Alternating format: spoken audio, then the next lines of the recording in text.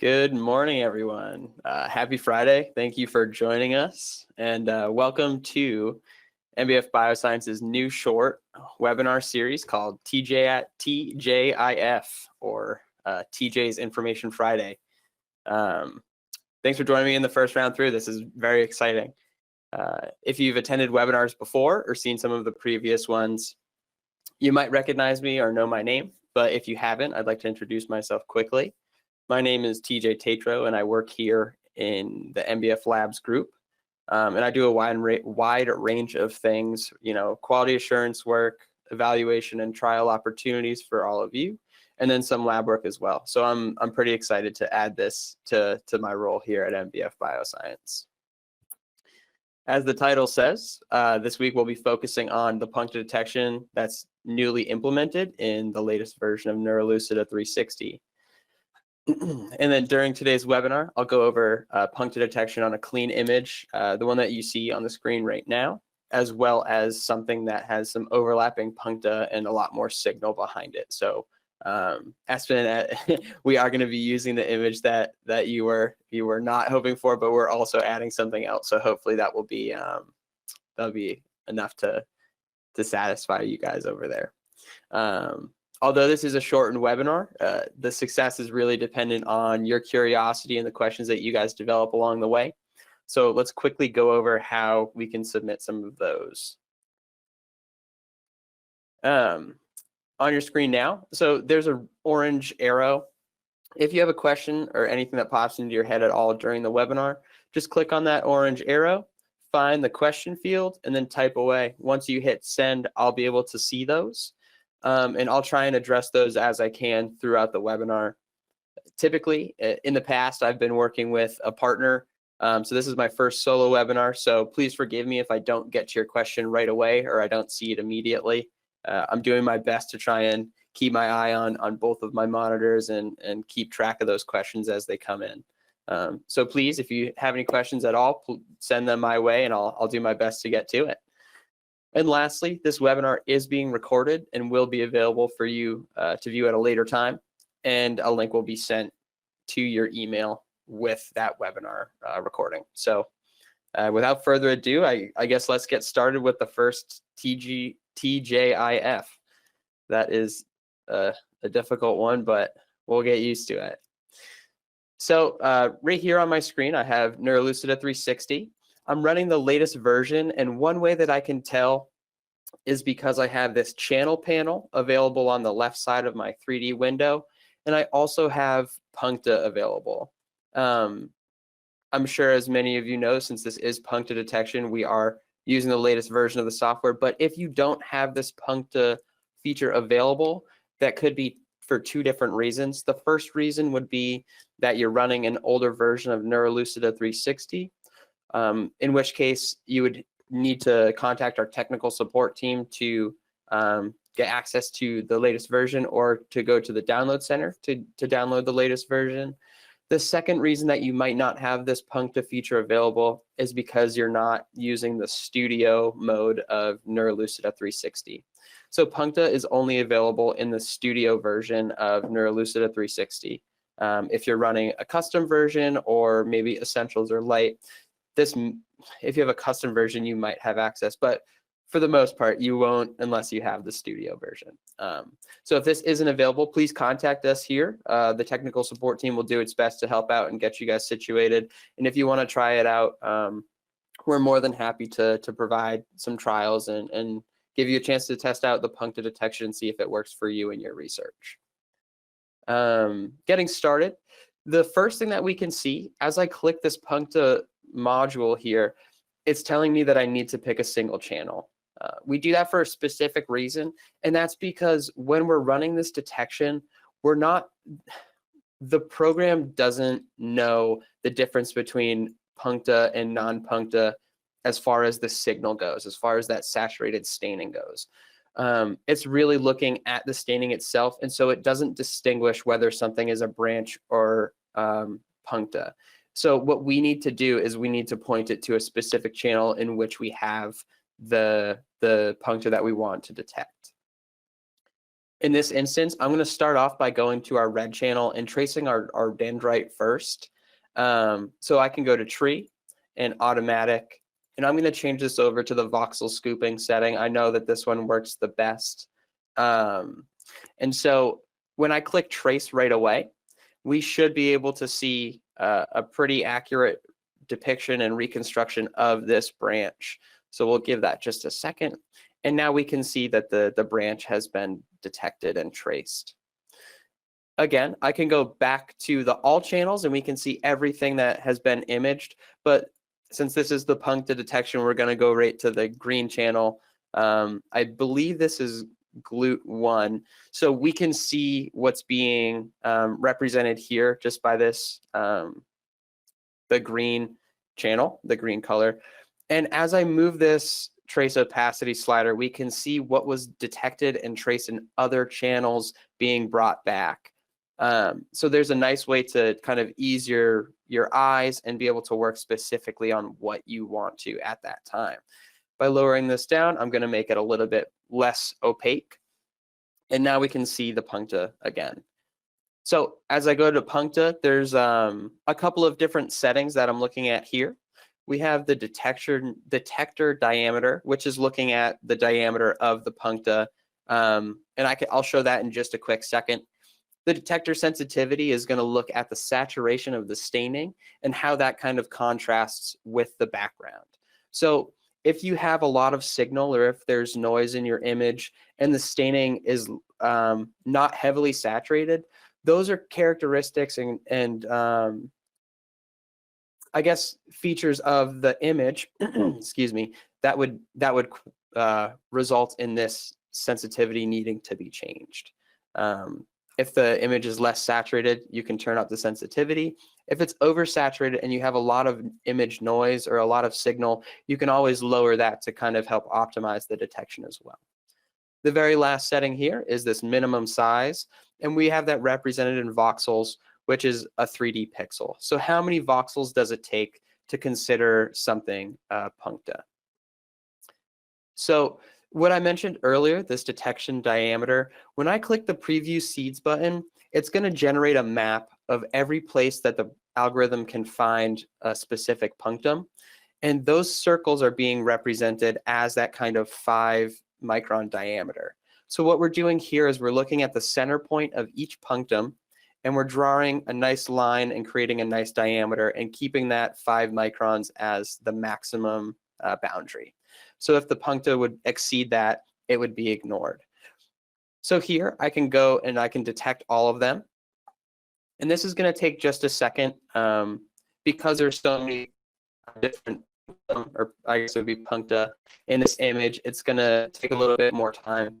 And that's also a characteristic of the size of the image and the RAM that you have on your computer. So the times will vary depending on how large the image is, how many punctum are being detected, things like that. So here we can see we have over 1,500 puncta, and that's a lot of data to parse through. If this is all important to us, that's wonderful. We can quantify this and we can get those metrics right away. But for me, this is a little bit overwhelming and it's not all necessary information. So what I can do is I can clear this detection and I can detect the puncta based on a proximity by checking off here, the detect based on proximity, and I can go to settings. So not only can we detect puncta based on a proximity of trees, but we can also do it with somas, spines, varicosities, and even other puncta in separate channels. So in this instance, since we only have trees, I'm going to keep that tree selection there.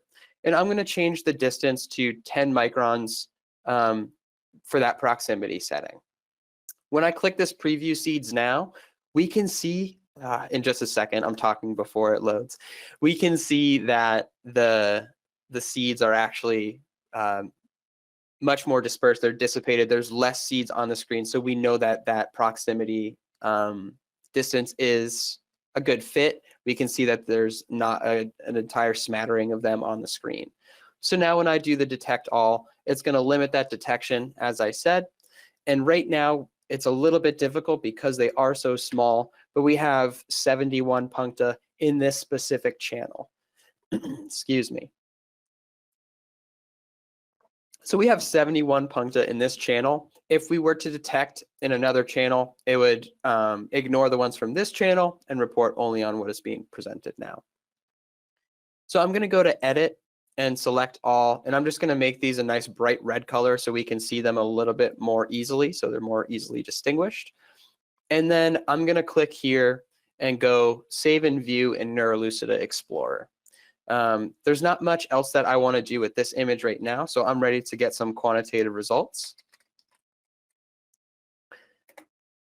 And in Neurolucida Explorer, we'll see, there we go, it opened on the correct screen, which is always exciting. So now we can see we have all of our punctum individually labeled here on the left, and we also have our dendrite. So I can select all my structures. So I'll click dendrite and punctum, and I'll go to Analyze and punctum once again, and I can run a quick summary and get the details on those punctum, but there's also this distance from additional structures. So this is something that we weren't able to point out in the first webinar that Dr. Susan Tappan and I were discussing this new puncta feature. But within this, we can see the summary of the puncta. We can see the individual puncta here as well. And something nice here is that we can get the distance, the minimum, the maximum, and the average from these puncta to the dendrite. You'll notice here as well that the minimum distance is 1.2 microns roughly, and the maximum is almost 11. And so that doesn't make sense right off the bat. When we use that proximity detection, it was a 10 micron distance. But here we're seeing that it's almost 11, and that's because of the reporting versus the detection. When we detect the puncta in Neurolucida 360, that proximity is looking at the entire volume of the puncta. So if a piece of that volume reaches into that 10 micron proximity, that will count, so it will be reconstructed. Here in Neurolucida Explorer, when we're looking at the results, it's going from the center point of that puncta.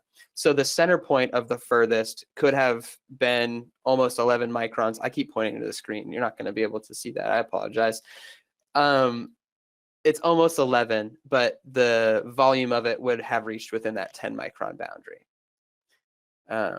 Sorry for rambling there, but I just wanted to make that a little clear for people who might see the result as larger than what they set their proximity to. From here, I can click this current Windows button, and that will bring me into Neurolucida. Nope, it won't. It will save it, and it will open it in a Microsoft Excel file. And all of these individual tables will be represented as individual pages of the Excel sheet. I'm going to close this down, and we'll work with a different image, as I said before, something that has a little bit more of a more signal and more overlapping puncta. So I'm going to clear this, and I'm going to bring in a different image. And just now, we should see that loading in. Okay. So again, we have our image stack here. And as I rotate, we can see that there's a lot more signal here than there was in that first image. So this is going to be a little bit more cumbersome and a little bit more fun to work with, I guess. When we go to puncta this time, again, it's telling me to pick a channel. So I'll start with this red channel. Something that I didn't mention right away on the first image is that for puncta, we can do a click to detect. So if we're interested in one of these up here and we want to get a good estimate of our settings, we can click to detect these puncta. And so one thing we'll notice right away is that we get an error. That error is saying that we might want to increase the sensitivity. But because I've seen this image before and I've used it, I'm going to slowly move this 3D window down, and I'm going to scroll through on the 2D side until I see one of these objects that I consider puncta that I want to detect. If I go to the measure line and do a quick measurement of the diameter, we can see that that's well over 30 microns. So when we go back to this 3D window, the detector was set, the diameter detection setting was set to 5. That is the default, but that doesn't mean that we can't increase it to a number that will allow us to detect these. So now when I do my click to detect, we should see that it's detected with no issue at all. So that's another thing to pay attention to. One of the questions that was asked prior to the webinar was, what is an optimal puncta size? And that kind of depends on what research you're doing and what results you're kind of looking for. Within this image stack, these are technically cell bodies that are within the dorsal root ganglia. And so if we were to do a soma detection, we could detect this, but the results would be different. We can't do any sort of proximity test or detection based on somas. So if you wanted to do something like that, puncta detection would be much more efficient for you and much more like down that alley, I guess. So unfortunately, there's not a direct answer to that question. An optimal size range would be anywhere from 1 micron to, we can go as large as 50 microns. It's more about what kind of data you're looking to get out of your image. So I apologize that that's not a direct answer, but hopefully that can kind of push you in that way. Another question that just came in was, what is the importance of identifying the proximity of puncta? So let me quickly, I'll answer that as I run this automatic detection with our machine learning. So the importance of the proximity, it depends again on what you're looking for. There are sometimes with puncta, if you're looking at your object and you have a dendritic spine or you have a varicosity in your image, that could lead to a putative synapse being identified. Or if you're just looking to see the distance between these objects that you're trying to detect, the correlation between those might lead to a different answer in your research, or it might push you to look further in and identify some of the relationships that are within that kind of proximity. There's also, I'll explain it in a little bit, but there's a difference between proximity and colocalization. And so in that, I guess I can explain it now. With the proximity, what we're doing is we're limiting what is being detected. So the proximity wouldn't allow us to detect some of these up here if we were looking at, let's say there was a structure that was detected in here. The proximity is to limit what's being detected to make it easier to parse through your data. Colocalization is more of an analytical thing that we do in Neurolucida Explorer, and I can show that on this image in just a second. So now that I've done the detection here with the soma or the puncta in this red channel, I'm going to go and create a set. And with these puncta, I'm going to select them all and place them into, I'll just call it red channel. So that way we have a distinguisher, an identifier for when we move into Neurolucida Explorer. Since we've detected our red channel, I'll return to the green. And again, we have our opacity slider. We can see what is detected and what is not. So I'm going to keep that pretty far down so we don't necessarily see them. And I'm going to do the detection once more. Christopher, to answer your question with a little bit more detail about the proximity, if we were only interested in the puncta that are within a certain distance of the puncta that we detected in the red channel, we can limit some of the ones that were being detected up here or some of the more sparsely detected puncta. So I'm going to do that. I'm going to change it so that the maximum distance would be, since these are 40 apart, I'm going to say 120. Okay, I guess we can only go to 20. So I'm not going to do that. We'll keep that off and we'll just do the colocalization. So with this, we'll keep these same settings. We'll use our machine learning once more and we'll do detect all. Another thing to point out is that we do have machine learning for these puncta detection. Oh, sorry, I had the detect based on proximity. So another thing to point out is that we do have machine learning. The classifier was built in-house at MBF Bioscience. And so we are, we have done that for you. and that will help with images like this, where there's a lot more signal. Machine learning in the past, we've learned that it can distinguish things like what is a street sign versus what is not in a whole sea of images. For us, what we're really looking for is the shape and the size and those distinguishing characteristics of what would be considered a punctum versus what would be considered signal versus what would be considered a non-punctum object. So from here, I'm going to go back to the sets, and I'm going to keep the puncta selected, and I'm just going to make a nice marquee selection around the ones that are within this area. And I'm going to place that into a set, and I'm going to call this the green channel. Again, just to be consistent with what's down here. And now when we save and view this in Neurolucida Explorer, I'm going to call this Puncta Test 2. Now when we view this in Neurolucida Explorer, we'll be able to see these next to each other. So let me make this larger for everyone. So we have our red channel here, what's being detected and highlighted. We have our green channel here in this pink color, and that's being highlighted now. So what we can do is we can go to Analyze. We'll select all of the puncta that's available, and we'll go to punctum. We can run a quick summary and the details analysis again to show some of the in-depth information, the volume and the surface area. And we'll run this colocalization analysis. So if we want to see puncta that are within 25% their shared volume, we can do that. And so this is where the difference between proximity and colocalization is really shown. We have 23 different puncta that have 25% overlap.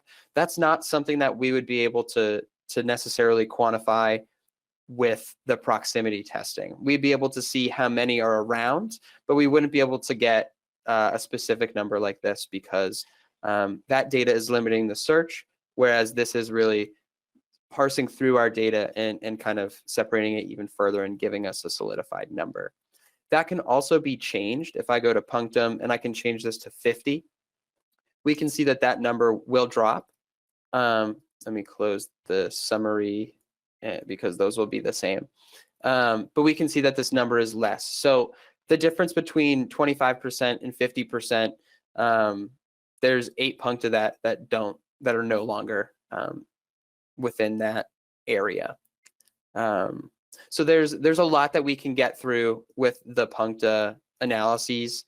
If you are working with contours or closed surfaces, there's a lot of analyses here that you can look into as well, whether the puncta are in closed surfaces or not. So if you have a region of interest that's been created with a closed surface, we can look at that.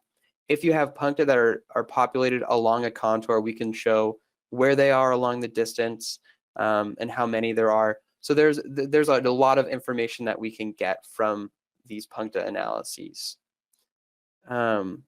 We do have a couple of more minutes. I apologize for the rambling. I did take up a little bit of the time at the beginning, but I'll try and get through some of these questions. So please forgive me if there's a little bit of silence as I look through. Renato asked, do I believe that this level of detection could be reached also in 2D analysis? Yes, that's a great question. For what I was showing here today, these were both image stacks. But with our 2D, if someone were to bring in a 2D image, we can still look at that. With that, it's going to be looking more at the saturation of the staining and less with the volume of it. So you might have to look a little bit more in detail with what your settings are, and you might have to play around with those a little bit more. But as far as the detection goes, that should still be applicable to your image data. So that's a wonderful question. We should be able to do that with 2D images as well. Can you determine how close puncta are to a branch point? That is a wonderful question, Michael. So for branch points, the way that Neurolucida 360 creates points in branches, I might be misunderstanding your question, but my guess is you're asking about nodes or separations, or are you, if you can ask again, that'd be fantastic. I think you might be asking about a node point rather than an individual point that's been placed. But yeah, so how close to node points? I'm not entirely sure. I believe that we can get to the branch, but at this point, I don't think we're measuring those node points in the distance to there. That's something that we can look into and we can try and determine, because those are kind of color coded separately. If we were to look at the individual points in that points mode in the tree module, I guess. But that is something that we can look into.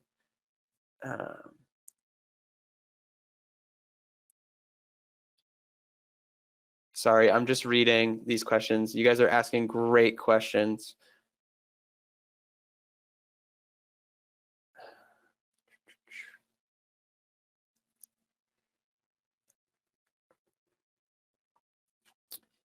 So one of the questions is, can we identify the particles that colocalize?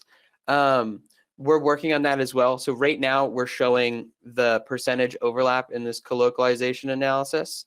But there is, we're working on getting which ones are being colocalized. So that is another fantastic question.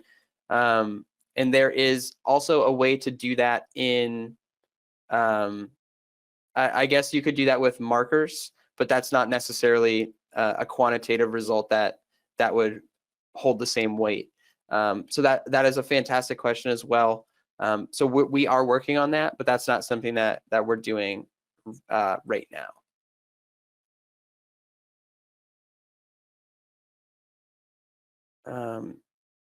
I think we have time for maybe one or two more questions. And I'm just scrolling through, so my apologies again. Let's see.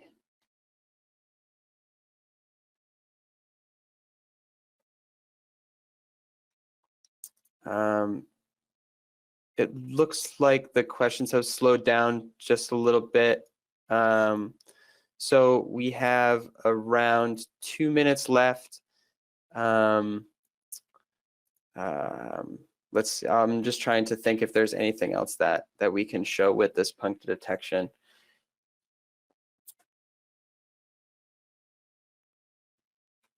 I think rather than having you guys sit in silence, we might be able to end the 2 minutes early. And then if you do have additional questions, or if there's something that I didn't get the chance to answer directly, please feel free to email us. So let me pan back to this PowerPoint.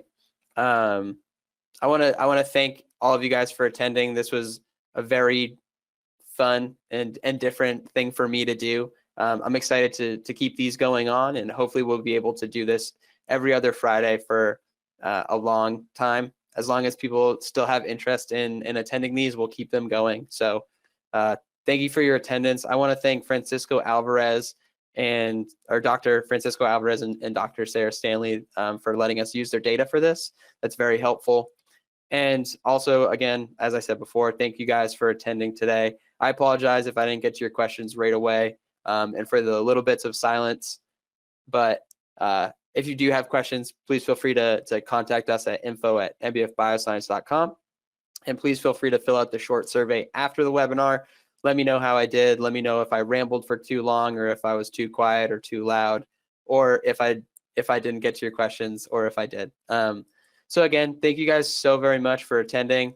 Happy Friday. Enjoy the weekend and take care. Thank you. Bye.